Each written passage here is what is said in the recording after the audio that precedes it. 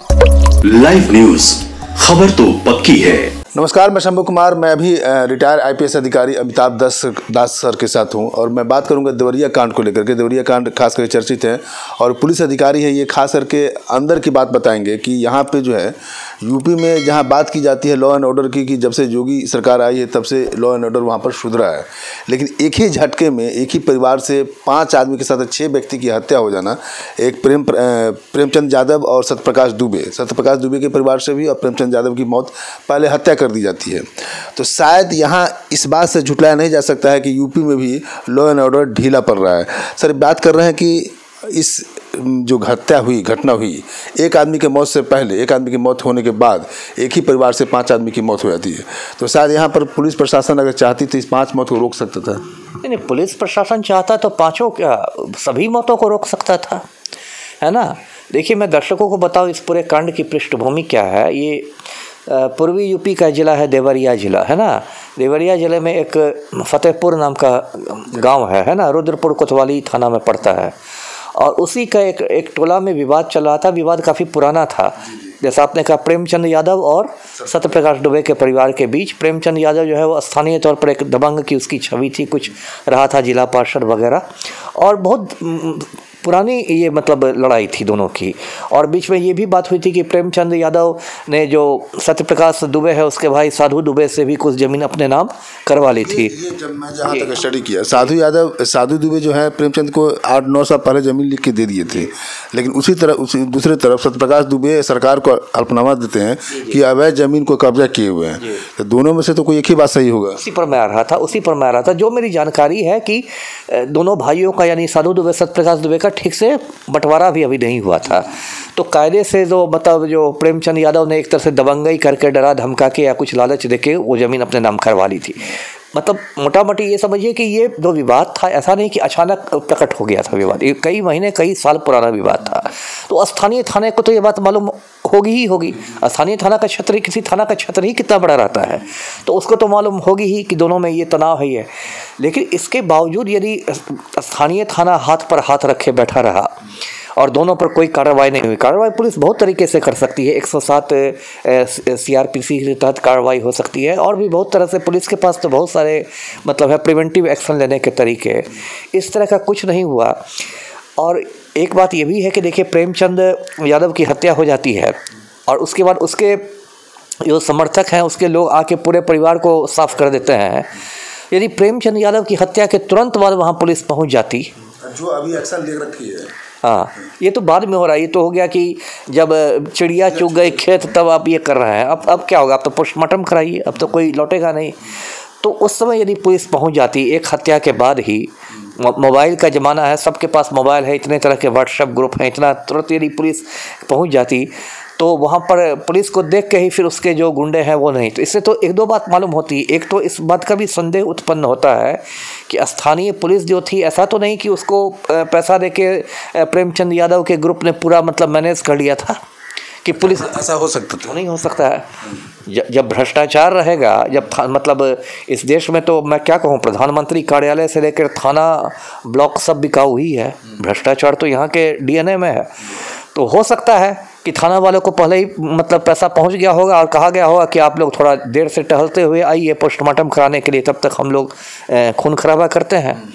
सबकी संभावना, सब पर विचार होना, सब पर अब जांच होनी चाहिए। चलिए सर, अब बात करते हैं, हम लोग कॉमन बात करते हैं, लॉ एंड ऑर्डर की बात करते हैं। घटना घटने के बाद 18 अधिकारी को सस्पेंड कर दिया गया। मुख्यमंत्री खुद निगरानी में रखे हुए 18, जिसमें आला अधिकारी भी है, गजेटेड ऑफिसर जो बड़े अधिकारी हैं वो भी सस्पेंड हुए और निचले तबके के सब लोग अधिकारी सस्पेंड हुए। तो ये आपने पहले कहा कि चिड़िया चुग के खेत वाली बात है।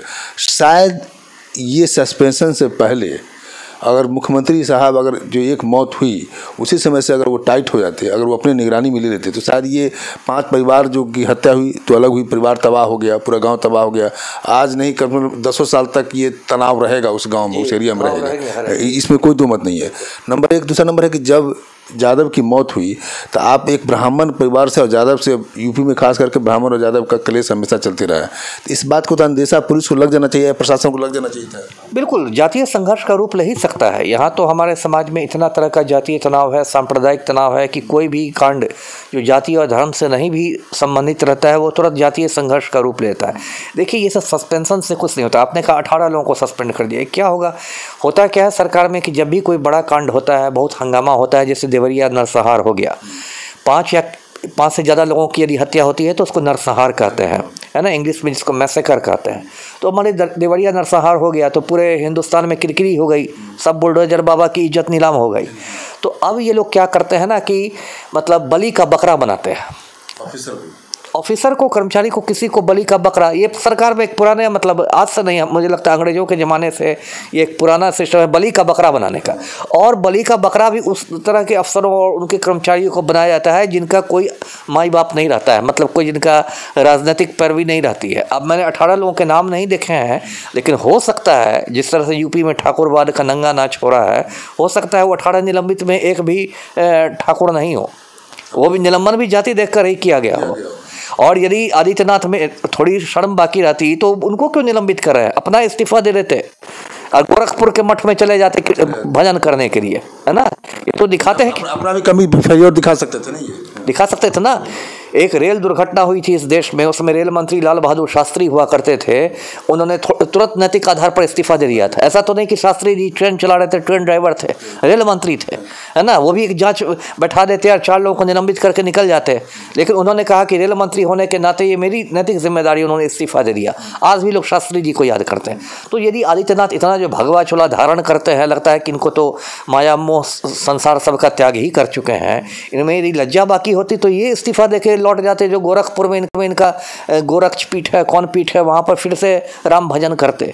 तो खुद तो कुर्सी से चिपके हुए हैं जी। अच्छा, ये यूपी में इस बात का ये इल्ज़ाम लगाया जाता है जब से योगी आदित्यनाथ चीफ मिनिस्टर बने हैं तो ठाकुरों के ऊपर, राजपूतों के ऊपर कार्रवाई कम होती, चाहे ऑफिसर हो या दबंग लोग हो। ऐसे कई सारे एग्जाम्पल हैं जो, जैसे अतीक अहमद के ऊपर जिस तरह से कार्रवाई हुई, उसी तरह से अतीक अहमद ही नहीं वहाँ पर रंगदार हैं, वहाँ पर बहुत सारे ऐसे बाहुबली हैं जो अपर कास्ट से, ब्राह्मण या राजपूत कास्ट से, उनके ऊपर उस तरह कार्रवाई नहीं होती। लोग विपक्षी पार्टी आरोप लगा रहे हैं।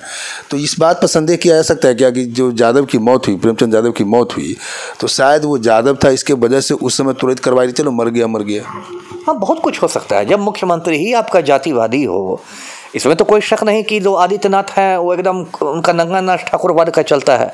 ये तो मतलब आप जरा सा आप देखेंगे यूपी में पुलिसिंग, हम लोग भी, मेरे भी बहुत सारे बैचमेट्स हैं यूपी में, ऊंचे पदों पर पुलिस में, तो 1 मिनट में पता चल जाएगा। मैं दर्शकों को याद दिलाता हूँ, यूपी का बहुत बड़ा माफिया डॉन है राजा भैया, जिसको कुंडा का गुंडा भी कहते हैं, प्रतापगढ़ का है रघुराज प्रताप सिंह उर्फ राजा भैया, लेकिन वो ठाकुर है आदित्यनाथ की जाति का। आदित्यनाथ का असली नाम है अजय सिंह बिष्ट, है ना। तो अजय सिंह बिष्ट की जाति का है राजा भैया, तो इसलिए राजा भैया का घर बुलडोजर तो चलाना छोड़ दीजिए, एक मामूली एक्शन भी नहीं होता है।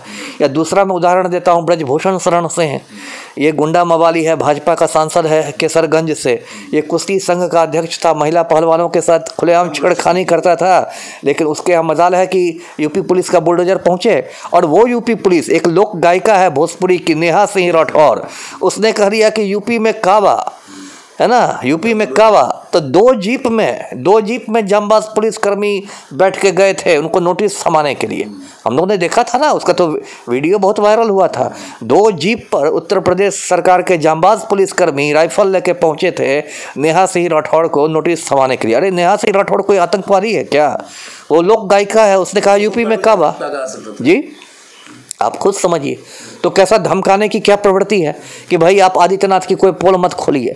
एक अमिताभ ठाकुर है, मुझसे सीनियर IPS हैं, बड़े ईमानदार आदमी, लखनऊ में रहते हैं, वो आवाज़ उठाते रहते हैं, उनके घर पुलिस चली गई, उनको इस तरह से टांग के पुलिस ले गई, लगा कि मतलब ओसामा बिन लादेन को पकड़ा जा रहा है। क्या ही मजाक है। चलिए, अब ये ऐसी बात कर रहे हैं तो एक पार्शियली बात करते हैं, पॉलिटिक्स बात करते हैं। केंद्र सरकार पर थोड़ा, केंद्र सरकार अभी संजय सिंह को अरेस्ट कर लिया गया ED के द्वारा, तो ये सरकार इन्फ्लुएंस होता है, मतलब उसको डर इस बात का है कि इस व्यक्ति के रहने से हमारी सरकार चली जाएगी, इसलिए इसको CBI हो चाहे ED उसके तरफ से दबाव। संजय सिंह का अरेस्ट आप ये मानते हैं कि ये पार्शियली नहीं, मतलब राजनीतिक में वो है, द्वेष है ये? 100% राजनीतिक द्वेष है, 100% क्या 200% राजनीतिक द्वेष है।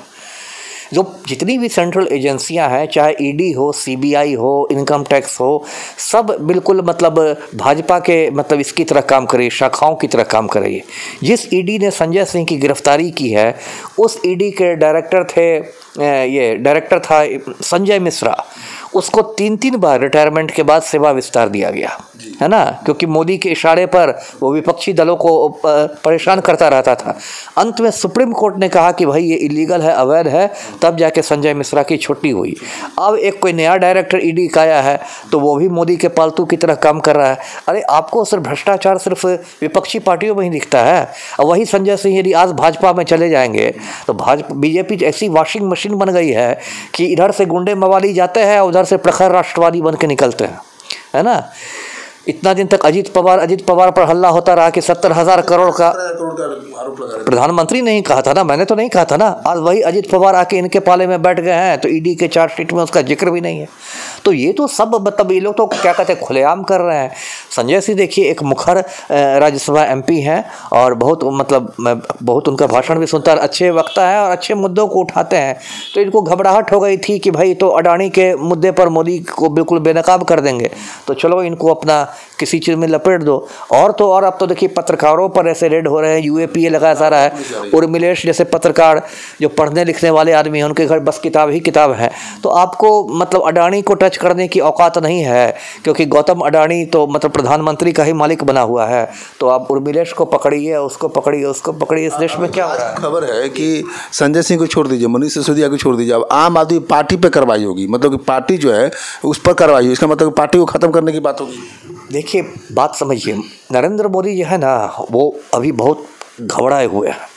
इनको लग रहा है कि 6 महीना के चुनाव के बाद जो चुनाव होंगे उसमें इनका बोरिया बिस्तर गोल हो सकता है। ये तो डायलॉग मारते थे कि अरे मैं तो फकीर हूँ, झोला लेके चल दूंगा। अब सच में झोला लेने का समय आ गया है। और एक जगह हरिशंकर परसाई ने लिखा है, हिंदी व्यंग्यकार ने, कि तानाशाह जो होता है वो एक डरा हुआ व्यक्ति होता है। 4 गधे भी यदि साथ घास चरते हैं ना तो तानाशाह को लगता है कि मेरे विरुद्ध षड्यंत्र हो रहा है। तानाशाह इतना डरा हुआ व्यक्ति था। मोदी अभी एक घबराया हुआ डरा हुआ तानाशाह है। उसको लग रहा है कि राहुल गांधी का राइज हो रहा है, विपक्षी गठबंधन बन गया है इंडिया। हिमाचल प्रदेश में भाजपा की बुरी तरह हार हुई, कर्नाटक में भाजपा की हार हुई। तो मोदी अभी घबराया हुआ, और उस घबराहट उस बौखलाहट में इसको पकड़ो उसको पकड़ो, फ्रस्ट्रेशन में। अभी देखिए लैंड फॉर जॉब्स में कल परसों तो जमानत मिल गई लालू तेजस्वी और राबड़ी को। सीबीआई उनकी जमानत का भी विरोध कर रही थी, उनको भी जेल में भेजने का। अब मान लीजिए तेजस्वी जेल चले जाते तो बिहार के डिप्टी सीएम जेल चले जाते, वो तो कोर्ट ने जमानत दे दी तब ना, नहीं तो वो भी जेल चले जाते। तो सब कोई ठिकाने लगाने का मतलब एक इन लोगों ने ये कर लिया है, जो कि लोकतंत्र के लिए बहुत अशुभ चीज़ है। इस तरह से लोकतंत्र नहीं चलता है जी। नहीं चल सकता है। सर आपसे अब लास्ट सवाल करेंगे, आप इतने अच्छे पोस्ट पर हैं, आईपीएस अधिकारी रहे हैं, कभी आपको ऐसा फ़ोन कॉल राजनीतिक पॉलिटिकल हायर पोस्ट आया कि गलत चीज़ के लिए कि पैरवी की इस व्यक्ति को छोड़ दो, ऐसा कर दो? देखिए ऐसा मेरे पास सच कहूँ तो नहीं आया। शायद इस वजह से नहीं आया क्योंकि मेरा ऐसा रेपुटेशन था कि ये आदमी गलत नहीं करेगा, तो मुझे फ़ोन करने के लिए भी लोग नहीं करते थे, है ना। मतलब ऐसा भी होता था, मुझे मालूम है कि लोग जाते थे किसी के पास कि उनको फ़ोन ज़रा कर दीजिए, तो बोलता था कि नहीं नहीं दास ना है, दास बेकाबू है, उसको हम नहीं करते, है ना। तो बहुत कुछ तो आपका रेपुटेशन पर निर्भर करता है। जब लोग समझ जाते कि आदमी उल्टा जवाब दे देगा, ये कर देगा, या फ़ोन मेरा टिप ही करके हल्ला मचा देगा, तो लोग ये सब नहीं करते। इसलिए मुझे इस तरह से तो नहीं कोई कॉल आया। ऐसा फ़ोन आपके पास नहीं, लेकिन ऐसा होता है कि नहीं? बहुत होता है, बहुत होता है ये, हाँ बहुत होता है। खास के वो लोग जो सुनने वाले होते हैं, जो पैरवी सुनते हैं, जो दबाव में आते हैं, उनको तो दिन रात नचाया जाता है। यदि आप कठपुतली बन जाएंगे ना तो आपको तो दिन रात नचाने वाले लोग बैठे हुए हैं। तो पैसा के माध्यम से या पैरवी के माध्यम से कैसे? 1000 माध्यम है, साम दाम दंड भेद। चाणक्य नीति में 4 रास्ते हैं ना, साम दाम दंड भेद। तो पैसा भी हो सकता है भ्रष्ट लोगों के लिए, है ना, वो साम भी हो सकता है, वो दंड भी। में योगी आदित्यनाथ का रेपुटेशन मीडिया में बहुत अच्छा चल रहा है। आपके हिसाब से अगर 10 नंबर में बात किया जाए तो लॉ एंड ऑर्डर के हिसाब से हम बात करते हैं, सिर्फ लॉ एंड ऑर्डर, बेरोजगारी की छोड़ दी, लॉ एंड ऑर्डर की, तो लॉ एंड ऑर्डर 10 में आप कितना नंबर देंगे? 0 नंबर, 0 दूंगा। देखिए बात कि आप बोलते हैं कि देखिए आप बात समझिए, मीडिया जो है ना, खास के गोदी मीडिया और ये सब में भाजपा के दलाल सब भरे हुए हैं। है ना। ये लोग जानबूझ के एक भौकाल बनाते हैं कि अरे योगी आदित्यनाथ है, बुलडोजर बाबा ऐसे कर दिया वैसे कर दिया, ट्रांस बना देते हैं कि एक माहौल बनाते हैं, है ना। ऐसे हो गया वैसे हो गया, क्या हो गया, है ना, क्या कर दिया उसने। आपको याद होगा लखीमपुर खीरी, मैं दर्शकों को याद दिलाता हूँ, लखीमपुर खीरी में 2-3 साल पहले किसान आंदोलन चल रहा था।